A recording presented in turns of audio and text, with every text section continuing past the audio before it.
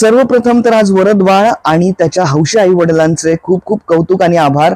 मला आजच्या अभ्यंग स्नान विषयीच्या पोस्टची यापेक्षा अधिक क्यूट सुरुवात करता आलीच नसती. अभ्यंग स्नानाला फार महत्व आहे नरक चतुर्दशीला दिवाळीत, आणि आपल्या पुराणात का त्याला इतकं महत्व दिलं गेलेलं आहे ते आपण लक्षात घेऊया.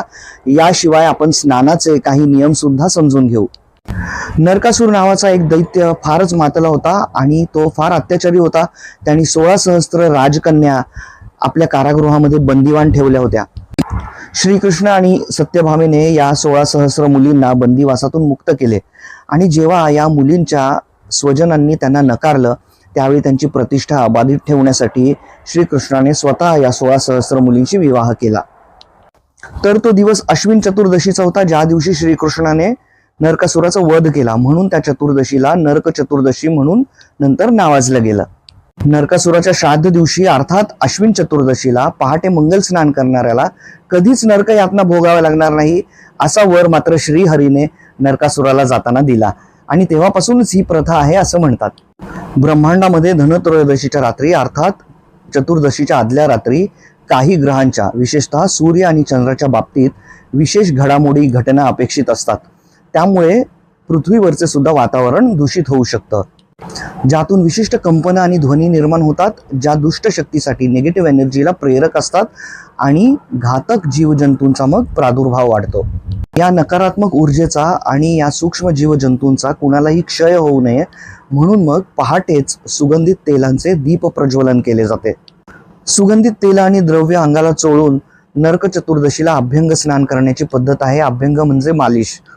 यामुळे वातावरणामध्ये तेज आणि सुगंध पसरून या घातक लहरींचं विघटन होईल आणि अभ्यंग स्नान करणारी व्यक्ती सुद्धा अबाधित राहील. आठवतंय का कोविड लॉकडाऊन मध्ये आपल्या मोदीजींनी सर्व भारतीयांसोबत दिवे पाजळण्याचा आणि ताट वाजवण्याचा एक प्रयोग केला होता? ते हेच तंत्र होते. सिंपल तत्व आहे यामागे सुद्धा. भारतात दिवाळीच्या वेळी थंडीचा प्रादुर्भाव जास्त असतो आणि हवेमध्ये अनेक जंतू कीटक असतात. सूर्यप्रकाश नेहमीसारखा प्रखर नसतो, त्यामुळे मग नैसर्गिक कचरा विघटन होत नाही वेळेत, आणि या जीवजंतूंचा सुद्धा नायनाट कमी प्रमाणात होतो. ते मल्टिप्लाय होत राहतात आणि मग रोगराईचा फैलाव बळावतो. म्हणून मग दीप प्रज्वलन आणि सुगंधित तेलाच्या वापराने वातावरण शुद्ध होतं आणि आपण ती एनर्जी, ती ऊर्जा काही प्रमाणात बॅलन्स करू शकतो. म्हणून मग आता तुम्हाला दिवाळीचं महत्व लक्षात आलंय का आपण दीप प्रज्वलन करत असतो ते? शरीराला सुद्धा या उठण्याच्या तेलाच्या अभ्यंगातून ऊर्जा मिळते, उष्णता मिळते, आणि विशेषतः या हिवाळ्याच्या दिवसात आपल्या रुक्ष झालेल्या त्वचेला पोषण प्राप्त होतं. हल्ली बाजारात बरेचसे फॅन्सी तेल आलेली आहेत, परंतु तिळाचं तेल हे सर्वोत्तम आहे दिव्यासाठी सुद्धा आणि अभ्यंगासाठी सुद्धा. देहशुद्धी आणि स्वच्छतेचं महत्व आणि नियम या प्रथेच्या माध्यमातून समजवले गेलेले आहे, आणि अभ्यंग स्नानासाठी आपल्याला वर्षभर नरक चतुर्दशीचा मुहूर्त ताडण्याची काही गरज नाहीये. ते आपण रोज करू शकता, परंतु ही संधी सर्वांना प्राप्त व्हावी वर्षातले काही दिवस तरी, म्हणून या सणाच्या मार्फत ही प्रथा राबवली गेलेली असावी. अंघोळीचे नियम फार छान प्रकारे समजावले आहेत श्री गुरुचरित्रात. थोडे त्यातले आणि थोडे माझ्या अनुभवातून मी सांगतो. सर्वप्रथम तर जल हेच जीवन हा मंत्र कायमचा लक्षात ठेवा. पाणी अमूल्य आहे तर त्याची कदर करा. अंघोळीला शक्यतो थंड पाणी वापरा, म्हणजे रक्तदाब सुद्धा कंट्रोलमध्ये राहील. ऑनेस्टली सांगायचं ना तर मी सुद्धा थंड पाण्याने आंघोळ करायला फार काचरतो, परंतु कमीत कमी उन्हाळ्याच्या दिवसात तरी मी बिनधास्त थंड पाणीच घेतो आंघोळीला. एवढं जरी केलं ना तरी फार लाभदायक आहे ते शरीरासाठी. आणि शॉवरमध्ये थोडं सोपं पडतं हाताने तांब्याने पाणी घेण्यापेक्षा, परंतु शॉवरमध्ये गेलं ना की मग अगदी नियंत्रणच राहत नाही, मनसोक्त आंघोळ करावीशी वाटते. आणि हल्ली तर सगळीकडे क्षार आलेले आहेत, आणि क्षारमध्ये पाण्याचं इतकं वेस्टेज होतं, हा आपण कधी विचार करतो का? क्षारमध्ये इतकं पाणी नासून सुद्धा शरीराची म्हणावी तशी स्वच्छता काही होत नाही, विशेषतः पायांची. कारण क्षारमध्ये उभ्यानेच आंघोळ केल्याने बरेच लोक वाकण्याची तसदी घेत नाहीत आणि पायांपर्यंत पोहोचतच नाहीत. पोटऱ्यांना आणि पायाच्या बोटांना हलके हलके दाब मिळणं फार महत्वाचं आहे पोटाच्या आरोग्यासाठी आणि जीवनात स्थैर्यासाठी. पायाच्या बोटांमध्ये सुद्धा पल्स पॉइंट्स असतात शरीराचे, तेव्हा ते वरचेवर दाबले गेले तर ज्या त्या अवयवांना अवेकनिंग मिळते, जागृती मिळते. आणि नुसताच साबणाचा फेस अंगाला फासणं म्हणजे काही आंघोळ नाही. खाल्ल्या खाल्ल्या कधीच आंघोळीला जाऊ नये, ज्यामुळे रक्ताभिसरण चुकीचं होऊ शकतं शरीरात आणि डायजेशन रिलेटेड प्रॉब्लेम्स निर्माण होतात. परंतु आंघोळीला जाण्याआधी ग्लासभर पाणी पिणं योग्य आहे, ज्यामुळे रक्तदाब नियंत्रित राहू शकतो. आंघोळीसाठी काढताना नेहमी गार पाण्यामध्ये गरम मिसळावं असे श्री गुरुचरित्रात सांगितलंय, ज्याचा मौलिक अर्थ आहे, परंतु यामुळे पाण्याने पोळण्याचे अपघात टळतील आणि पाण्याची बचतही होईल इतकं मात्र मला नक्कीच समजलंय. नाहीतर बादली उतू चालली आहे तरी पाणी गार होईना म्हणून नळ चालूच. रक्ताभिसरण अर्थात ब्लड सर्क्युलेशनचा विषय आपला चालूच होता. तर आंघोळीला प्रथम पाय ओले करावे, मग गुडघे, मग खांद्यावरनं 2 तांबे पाणी घेतल्यानंतरच डोकं भिजवावं. डायरेक्ट जाऊन शावर खाली उभं राहणं तर अजून जास्त घातक ठरू शकतं. तुम्ही रोज बातम्या ऐकताय राईट? हल्ली शावरमध्ये होणाऱ्या मृत्यूंचं प्रमाण किती वाढलंय ते.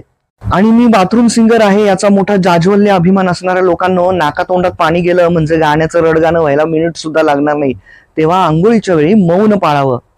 आंघोळीच्या ठिकाणी मंत्रोच्चारण सुद्धा वर्ज्य करावे. वाटल्यास सुरुवातीला अंगावर पाणी घेताना एकदा गंगा स्मरण करावे, त्याला काही हरकत नाही. परंतु बाथरूम हे काय मंत्रोच्चारण किंवा नामस्मरणाची जागा नाहीये.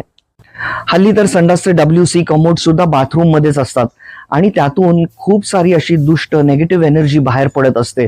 तेव्हा गरज नसेल, वापरात नसेल त्यावेळी टॉयलेट सीट्स बंद करून ठेवाव्या. आणि जरी तुमच्या बाथरूमला कडी असली तरी सुद्धा पूर्णपणे नग्नावस्थेत आंघोळ करणं टाळावं. नग्न शरीराला नेगेटिव्ह एनर्जी फार लवकर चिकटते असं म्हणतात. तेव्हा तुमचा जर एनर्जीमध्ये विश्वास असेल तर तुम्ही हे लक्षात घ्या, नाहीतर पुढे सरकत राहा. उपाय म्हणून एक छोटासा गंडा, धागा किंवा मौली हातामध्ये आपण बांधून ठेवू शकतो. परंतु हा काही माझा स्पिरिच्युअल सल्ला नाहीये आणि माझ्या व्लॉगचं इंटेन्शन सुद्धा नाहीये. जेव्हा आपण एखाद्या देवळात दर्शनाला जातो तेव्हा आपण पाहतो की काही भक्त मंडळी जी आहे ती प्रदक्षिणा मार्गात देवाच्या पाठीला किंवा गाभाऱ्याच्या पाठीला डोकं टेकवतायत, दंडवत करतायत, प्रणाम करतायत. तर एकदा माता लक्ष्मीने श्रीहरीला विचारलं की हे चूक आहे की बरोबर. तेव्हा श्रीहरीने समजवलं की धर्म नेहमी आपल्याला सामोरे येतो, त्याला तोंड लपवण्याची गरज अजिबात पडत नाहीये. परंतु जो आपल्या मागे असतो तो असतो अधर्म, कारण त्याला पाठीमागूनच वार करायचा असतो. तेव्हा जो श्रीहरीच्या पाठीला प्रणाम करतो तो अधर्माला नतमस्तक झाल्यासारखा आहे आणि जो समोरून देवाला नमस्कार करतो त्याला मात्र धर्माची पाठराखण मिळते. तसेच आपल्याही पाठी आपल्याबद्दल वाईट विचार करणारे, आपल्याला तुच्छ लेखणारे, जळणारे निंदक मंडळी असतात. तेव्हा आपल्या पाठीची रगडून स्वच्छता करणं फार अनिवार्य आहे. अंग कोरडे करताना सुद्धा प्रथम पाठ कोरडी करावी टॉवेलने आणि मग नंतर इतर अवयव पुसावे. अनेक लोक पाठीपर्यंत हात पोचत नाही म्हणून सुद्धा साबण लावण्याचा कंटाळा करतात. मग याच लोकांना पुढे पाठीच्या खाजेची समस्या आणि पुरळ भेडसावतात, जे की नंतर इतर त्वचा रोगांना आमंत्रण ठरतात. माझ्या लहानपणी तर गावाहून चुलत्या आत्या भेटायला आल्या ना की त्यांचा पाठ घासून देण्याचा भारी आग्रह असायचा. ही त्यांची काळजी दाखवण्याची, लाड करण्याची निरागस पद्धत होती. पण तुम्ही बघा पूर्वापार पाठीची हायजीन किती महत्वाची मानली गेली आहे. आणि या पाठ घासून देण्याच्या नादात लाडाचे 1-2 धपाटे धम्मक लाडू खाण्याची सुद्धा तयारी ठेवावी लागत होती. आणि आताच्या मुलांना नाही कळणार खरी ही गंमत. वाईटही वाटतं आजकालच्या मुलांसाठी. आपल्याला तर गृहपाठ नाही केला, वर्गात झोपा काढल्या तर मास्तर लोकही किती कान पिरघळायचे. ते कशासाठी? तर आपली इंद्रिय जागी करण्यासाठी आणि जेणेकरून मग आपलं अभ्यासात लक्ष केंद्रित व्हावं म्हणून. तर कान पिरघळल्याने किंवा पाळं ओढल्याने आपलं लक्ष केंद्रित होऊ शकतं, अभ्यासात कॉन्सन्ट्रेशन वाढू शकतं. तर आपल्या इंद्रियांची सफाई सुद्धा फार गरजेची आहे त्यांना चालना मिळण्यासाठी. तेव्हा आंघोळीच्या वेळी हलकंसं नाक शिंकरणं, घसा काकरणं किंवा कानाचं पाळं ओढणं, हातापायांच्या बोटाची पुढची पेरं दाबणं हे आपल्या सर्व सेन्सेसना अर्थात इंद्रियांना चालना देऊ शकतं. डोळे स्वच्छ करायला कोमट किंवा थंड पाणीच वापरावं. ऍक्च्युली सर्वच गुप्तांग, चेहरा आणि डोकं धुण्यासाठी कोमट पाण्याचाच उपयोग करावा. डोक्यावरून खूप कडक किंवा गरम पाणी घेतल्याने केसांच्या समस्या उद्भवू शकतात. त्याशिवाय मेंदूला सुद्धा ते अपायकारक ठरू शकतं. आंघोळीच्या दिशा वगैरे सुद्धा बरेच प्रकार आहेत, पण ते आपण एखाद्या वास्तुशास्त्रीकडून समजून घेऊ शकतो. अगदीच बारीक सारीक वाटणाऱ्या या गोष्टी आहेत, परंतु त्यांचा प्रभाव फार विलक्षण आहे, मोठा आहे. या छोट्या छोट्या बदलांच्या बदल्यात तुम्ही एक निरामय आयुष्य नक्कीच एक्सपेक्ट करू शकता. आणि जाता जाता इतकंच म्हणेन की होप नो पारोसा was hurt in this process. दिवाळीतला प्रत्येक दिवस अभ्यंग स्नानासाठी पर्याप्त आहे. तेव्हा उठा, तेल मालिश करा, उटणं लावा आणि शरीराचे रगड लाड पुरवा. आज शुभ दीपावली.